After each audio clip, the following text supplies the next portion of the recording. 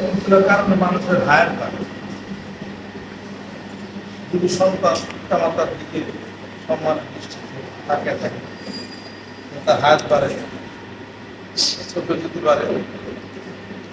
আর স্ত্রী যদি স্বামীর দিকে ভালোবাসা প্রেমের মনে তাকায়, তার হায়াত বাড়ে। সন্তান যদি করে,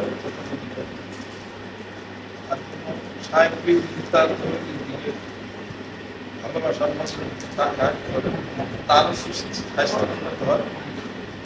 আর মূল বিদ্যার সাহেবের কাছে যায়, তাকে দেখে তার হায়াত হয়। এটা বিজ্ঞান ভিত্তিক কথা, এটা বিজ্ঞানের কাছে থিওরি আছে। অর্থাৎ কোনো মানুষ যখন সে তার মানসিক প্রশান্তি পায়, সাথে সাথে তার রক্তে ব্লাড সার্কুলেশন পায় 35% বেড়ে যায়। বাড়লে সে তখন শান্তি পায়। শান্তি হলে এটা তার ব্রেনে যায়, অক্সিজেন সাপ্লাই ভালো হয়, রোগটা বাঁচবে। এটা হলো নিয়ম। খারাপ কাজও তো মানুষ আনন্দ পায়, কিন্তু বাঁচে না বেশি দিন। কেন? ভালো কাজে মানুষ আনন্দ পায়, বাঁচে বেশি। খারাপ কাজও মানুষ আনন্দ পায়, বাঁচে না কেন? এটা উত্তর কঠিন।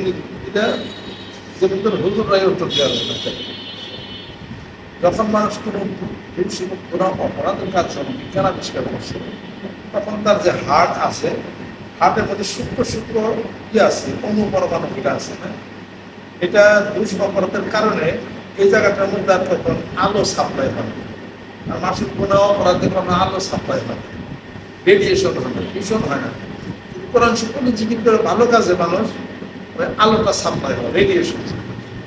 দুষ অপরাধ যখন করে, তখন তার হার্টের মধ্যে ওই অনুপরমাণুটা মারা যায়, আরেকটা করবে, আরেকটা মারা যাবে। এরকম করতে করতে করতে দেখা যায় যে চায়না না হার্টের অংশটা মারা গেছে। হার্ট ভালো কাজ না করলে সার্কুলেশন হবে না, অক্সিজেন সাপ্লাই হবে না, রোগটা কম আসে। যখন কোরআন শিখ করবে, যখন চিকিৎসা করবে, এটাও আনন্দ।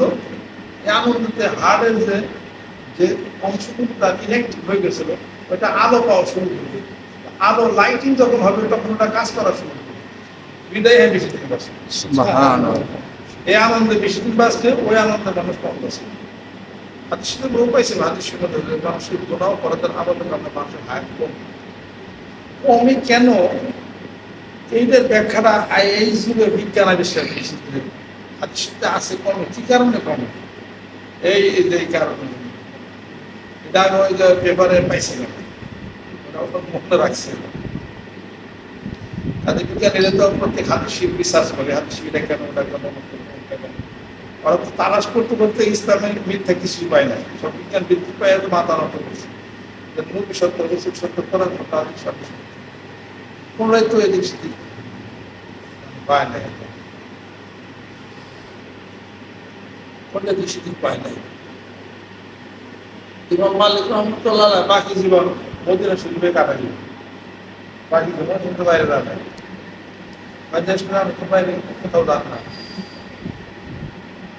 আমি মদিনা শরীফ যদি বাইরে যাই, তাহলে পরে মদিনার বাইরে যদি আমার মৃত্যু হয়, কারণ আমার মৃত্যুটা তো ওখানে হয়ে যায়।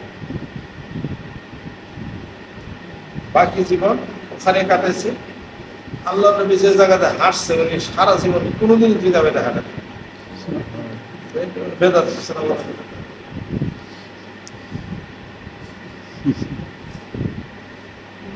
যদি হাঁটে নাই, মানুষ বলছে যে আপনি যদি হাঁটেন না, খালি পায়ে থাকেন, বাকি জীবনটা কাটাই নেই।